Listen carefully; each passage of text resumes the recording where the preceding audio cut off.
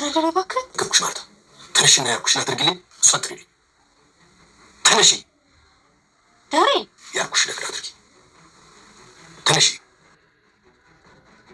ተኛቺ የተረከብሽ ዓለም ጭንቅላቱን ተጠቅሞ ስንት ነገር ይሰራል። አንቺ እዚህ ቁጭ ብለሽ እንደባጤት ነገር ስታስቢ ትውያለሽ አይደል?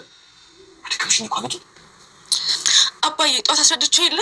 ቆይ ለምንድን ነው ድጋሚ የምትቆጣኝ? መቼ ነው የምትሰሩ ስራ ክብደቱ የሚገባሽ? ለምንድን ነው መርዝ መጨመር የፈለግሽው? በረሮት ገይ ቆይ በማን ላይ ልታሳበቢ ያስብሽ ነበር? ቆይ እንዴት በቶችሽ ላይ እንደዚህ አይነት ጭካኔ ትጨክኛለሽ? እንደ አባዬ ምን አጠፋው? ጥፋት እንዳጠፋሽ አይገባሽ?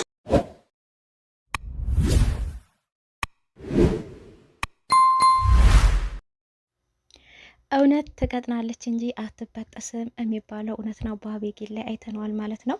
እንግዲህ ዳጣንና ሰላምን ከዚህ ቤት አስባርራለሁ ብላ በመረዛቸው መርዝ እንግዲህ የገዛ እህቷን ገላት ነበረ። በመጨረሻም እንግዲህ እናትና አባት ቤተሰብ ሲሆኑ ጥበበኞች ናቸው። ልጆቻቸውን ማሳመን የሚችሉበት መንገድ ስለሚያውቁ በራሳቸው መንገድ ሊያሳምኑ አስችለዋል። እሷም እንግዲህ ለሙከራ ወይ ደግሞ እንደ ድንገት በረሮ ለመግደል እንዳደረገችው አስመስላ ተናግራለች። ቤተሰብ ግን አዎ በረሮ ለመግደል ነው ብለው ተረድተዋታል። ነገር ግን አቶ ደረጀ በራሴ መንገድ አስተካክላታለሁ ብሏል ማለት ነው። እንግዲህ ወይዘሮ ማርታም እባክህ እንዳትጎዳት፣ ነገር ግን ልጅህን የአባትነት ቅጣትህን እርምጃ የምትወስድበት ጊዜ አሁን ነው ብለዋለች ማለት ነው። ሰላም ጤና ይስጥልኝ ውድና የተከበራችሁ የቻናል የቤተሰቦች ሁላችሁም ሰላም ብያለሁ። ሰላሞች ይብዛልኝ። ዳጣ ዲራማ ደስ የሚልና አስተማሪ ቤተሰባዊነት፣ እናትነት፣ አባትነት፣ እህትነት ብዙ ነገሮችን ቤተሰባዊነት የምንማርበት ነው ማለት ነውና ዳጣ እንግዲህ የአቶ ደረጀ ልጅ እንደሆነች ማንም የሚያውቅ የለም ከሷና ከአቶ ደረጀ ውጭ ማለት ነው። እንግዲህ ለዛም ነው አቤጌል ጥምድ አርግታ የያዘቻት ማለት ነው። እና በስተ መጨረሻም እንግዲህ ዳጣን ከዚህ ቤት አስባርራለሁ ብላ እህቷን ለትንሽ ገላት ነበር በመድኃኒት ማለት ነው። ይሄ ሁሉ የተፈጠረው እሷ እንደዛ አስበው አይደለም፣ ግን እሷ ድርጊቷም አደራረጓም አሳቧም መጀመሪያ እንደዛ አልነበረም። እሷ መድኃኒቱን ጨምራበት እንግዲህ ለወይዘሮ ማርታ ነግራ ዳጣና ሰላም ከዛ ቤት እንዲበረሩ ለማድረግ ነበር ሀሳቧ። ነገር ግን አንዳንድ ጊዜ እሷ ባሰበችበት ማሄድ ነገር አለና እሷ ያሰበችው ሌላ ያጋጠመው ሌላ ነው። እሷ እንግዲህ ለማቃጠር እናታው ጋር ወጣ ስትሄድ ውሃ መታ ግጥም አርግታ ጠጥተዋለች ማለት ነው። መጨረሻ ላይ እንግዲህ አቶ ደረጀና ወይዘሮ ማርታም ተመካክረው ይሄን ነገር በምን መንገድ ማሳመን መቻል አለብን፣ በምን መንገድ ወንጀሉማ እንደሰራ እንዴት ማጣራት አለብን ብለው በራሳቸው መንገድ ተመካክረውበት ነበርና እናም እንግዲህ ሁሉንም ጠዋት ቁርስ ላይ ሰብሰብ አርግተዋቸው እንዴማ የቁርሱ የታለ እያሉ ሲጠብቁ እንግዲህ ቆይ ከቁርሱ በፊት የምንነጋገረው ነገር አለ በማለት ትናንትና በተፈጠረው ክስተት ማን ነው ይሄን ነገር ያደረገው እና ውሸቱን ሳትናገሩ እውነቱን ተናገሩ፣ ጥፋተኛ ከሆናችሁ ጥፋተኛ ናችሁ፣ ትታረማላችሁ፣ ሌላ ምንም አትፈሩ፣ እንዳትናገሩ ሳትፈሩ ብሎ እንግዲህ አቶ ደረጀ እንደዚሁም በጣም አንድ ውሸታም ሰው እንደነበረ እሱም አስተማሪ መምህሬ የሂሳብ መምህሬ ሞቷል ብሎ ተናገረ። ዋሽቶ አያቅም ነበር ያ ሰው። ስለዚህ እውነቱን ለመናገር በጣም ከበደውና የሂሳብ አስተማሪ ሞቷል ብሎ ለአንዱ ሰውዬ ይነግረዋል። እሱም እንግዲህ ሄዶ ለተማሪዎቹ በጣም ስለሚወዱ መምህሩን የሂሳብ መምህራችሁ ሞቷል፣ ቤቱን አሳዩኝ፣ የመኪና አደጋ ድንገት ደርሶበት ነበረ የሞተው ብሎ ተማሪዎቹን ሲጠይቅ የመምህሩ እንግዲህ ልጅ ሰምታ ነበርና ወይኔ አባቴ ሞቷል ብላ በድንጋጤ እሷ ሞተች። ይሄ ሁሉ ነገር ያመጣው የውሸት ነገር ነው፣ የሐሰት ነገር ነው። ይሄ ሰው በእርግጥ ዋሽቶ አያውቅምና ያለት ግን ዋሸ ይሉኛል ብሎ እውነቱን አለመናገር የብዙ ሰው የሰው ሕይወት አበላሽቷል ውሸት። እናም አሁን እናንተም እዚህ ጋር ስህተቱን የሰራ ሰው መናገር አለበት፣ መተማመን አለብን። እኛ ቤተሰቦቻችሁንን በታጠፉም ምንም ልናደርጋችሁ አንችልም ብሎ እንግዲህ የራሱን ስብከት ሰብኳቸው ነበረና እንግዲህ አቤጌል ከፊቷ ላይ ያስታውቅባታል። ማን ነው ይሄን ነገር ሊያደርግ የቻለው? ተሳስታችሁም ከሆነ እውነቱንም ተናገሩ እያለ ነበርና ግን አቤጌል ፊቷ ላይ ድንጋጤ፣ ፍርሃት ይታይባታል ማለት ነው። ዳጣ ግን በራሷ ስለምትተማመን ጥፋቱን እሷ እንዳላደረገችው ጠንቅቃ ስለምታውቅ ደረጀ እኔ ይሄንን አላደረኩትም ኮካውን ግን ገዝቼ ያመጣውላት እኔ ነኝ። ሌላውን እንግዲህ እሷን ጠይቋት በማለት ነበር ያለችው። እና እሷ እንግዲህ በኮንፊደንስ ነው የተናገረችው። ምንም ፍርሃትም ድንጋጤም አይታይበትም ማለት ነው። እና ታዲያ ማን ነው እዚህ ጋር? እኮ ማወቅ አለብን። የውጭ ጠላት መጥቶብን ነው ይሄን ያደረገው ወይስ ደግሞ በድንገት በሮች ለመግደል ተብሎ ብርጭቆስ የተጨመረ እናንተ ሳታጥቡ ዝም ብላችሁ ቀርታችሁበትን ወይስ ከውጭ ጠላት መጥቶብን ነው? ማወቅ መቻል አለብኝ። እዚህ ጋር ግዴታ ማወቅ መቻል አለብኝ ስላለ እንግዲህ አቤጌልሽ ያንቺ ነሽ ስትባል እሷም በመደናገጥ እንግዲህ አቤጌልም አይ እኔ ብርጭቆውን እዚህ ነው ያገኘሁት ነበር ያለችውና ኮካ መቼም የተቆለፈ ከሆነ ብርጭቆውን ከየት ነው ያገኘሽው? ከብርጭቆ ይሆናል ሲባል ብርጭቆውን እዚህ ጋር ነው ያገኘሁትኝ ነበር ያለችው። እንዴት ሰላም አላነሳችሁም? እና ሰላም ነች ያደረገችው ማለት ነው ሲል እንግዲህ ዳጣም ቀበል ብላ ሰላም ከሆነች ይህን ያደረገችው እሷ ተጠርታ ባለችበት መጠየቅ መቻል አለባት ነበር ያለችው። እና አቤጌል ግን በረሮ ሲባል ስለሰማች እኔ በረሮችን ይገላል ወይስ አይገልም? ኮካና የበረሮ መድኃኒት አንድ ላይ ሲጨመር ምን ይሆናል ብዬ ለሙከራ እኔ ነኝ ያደረግኩት አለች። እንግዲህ አልሸሹም፣ ዞር አሉ ነው። ብዙንም ባታምን በትንሹ በረሮችን ምን ያደርጋል? ይገላል።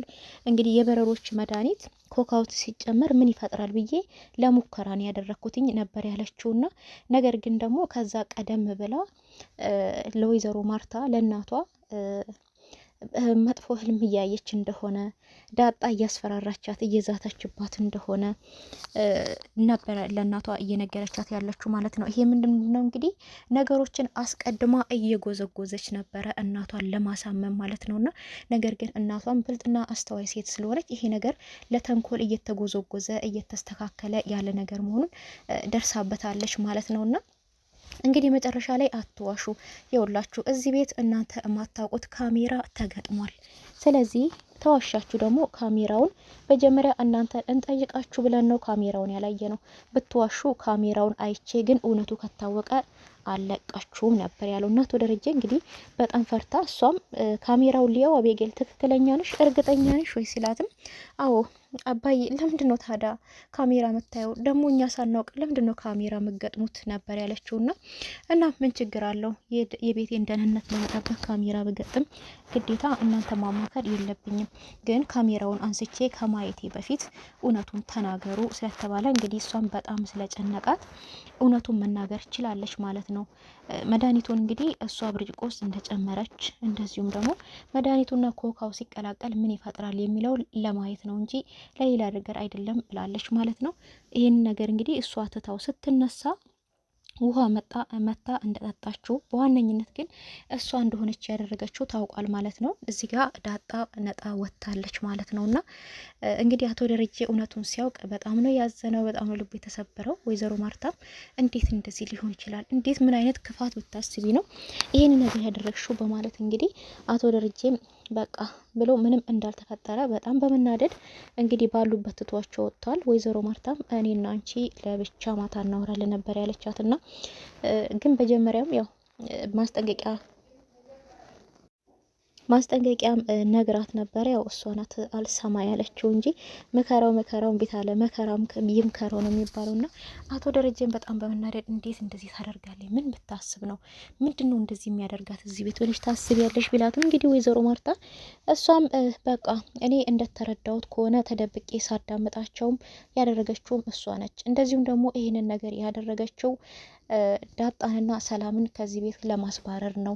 እንግዲህ እንደዛ ነው ስታወራ ካነጋገሯ የሰማሁት እንደዛ ነው።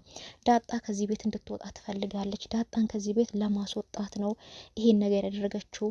ደግሞ ይሄን መድኃኒት እኔ ባልጠጣው ኖሮ ውሃ ባትጠጣው ኖሮ እኔ ነበርኩ የምጠጣው። ስለዚህ የምታመመው እኔ ነበርኩ፣ ብሞትም እኔ ነበርኩ የምሞተው ማለት ነው ብላለች። እና እዚህ ጋር ያስመሰለችው እንግዲህ ዳጣ እሷን እንደምትጠላና እሷ መድኃኒት እንደሰጠቻት ነው ያስመሰለችው። ዳጣ ግን በተቃራኒው በጣም ነው የምትወዳት ማለት ነው። በጣም ነው የምትራራላት፣ በጣም ነው የምትወዳት። እና አቶ ደረጀ እንግዲህ የራሴን ቅጣት እርምጃዬን ወስዳለሁ፣ ከዚህ ቤት ወጥታ ለአንድ ሳምንት ውጭ ላይ መቆየት አለባት፣ ሻንጣዋን አዘጋጅላት ነበር ያለውና አቶ ደረጀ ለወይዘሮ ማርታ እሷም እንዴት ውጭ ላይ ትሄዳለች? አረ ቤት ውስጥ ሌላ ቅጣት ብትልም አይሆንም፣ ዝም በለሽ ተነስተሽ ሄደሽ ሻንጣዋን አዘጋጅ ብዬሻለሁ፣ ያልኩሽን ብቻ አድርጊን ያላት። ይሄን ነገር ግን ሲነጋገሩ ዳጣ ተደብቃ እየሰማች ነበርና እሷም እንግዲህ እሷ ወዳለችበት እየሮጠች ስትሄድ አቤጌልም ፊቷን እየታጠበኝ ነበረ።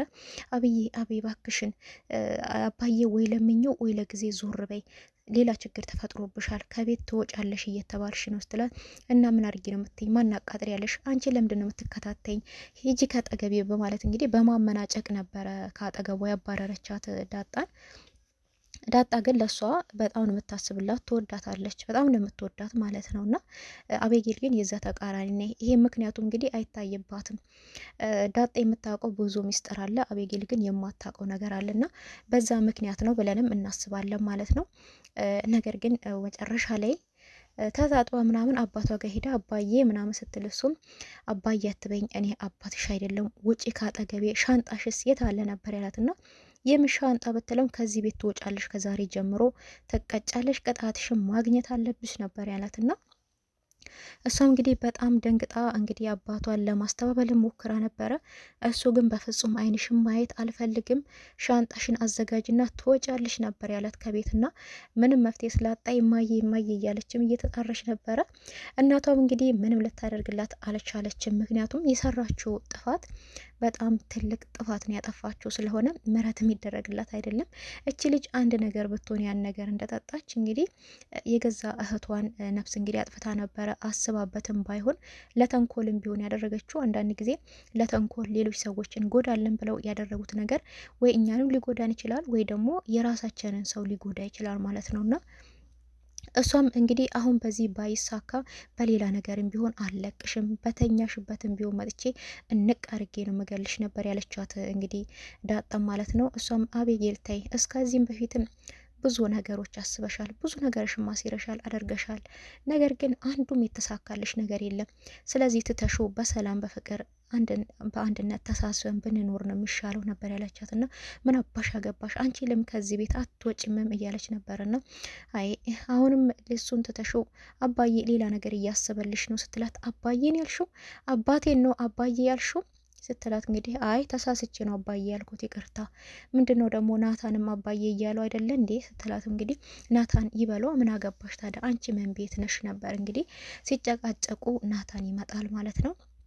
ናታን ሲመጣም እንግዲህ ምንድን ነው እናንተ ደግሞ የሚያጨቃጭቃችሁ ሲላት፣ እቺ ነቻ አባዬን አባዬ ብላ የምትጠራው ነበር ያለችውና ናታን ምን ችግር አለው ታዲያ አባዬ ብትለው ነበር ያለውና ነገር ግን አቤጌል ሌላውን ትተሽ ይልቁንስ አባዬ ዝም ብሎ የወጣው ነገሩን ትቶት አይደለም ሌላ ችግር ይፈጠርልሽ ይችላል ማታና እሱን ብታስቢበት ጥሩ ነው ነበር ያላትና ምን አባቴ ነው ምን አገባችሁ ይሄ እኮ የቤተሰብ ጉዳይ ነው ምንም አያደርገኝም ነበር ያለችውና እንግዲህ ዝም ብሎ ሲወጣ ምንም የማያደርጋት ነበር የመሰላት።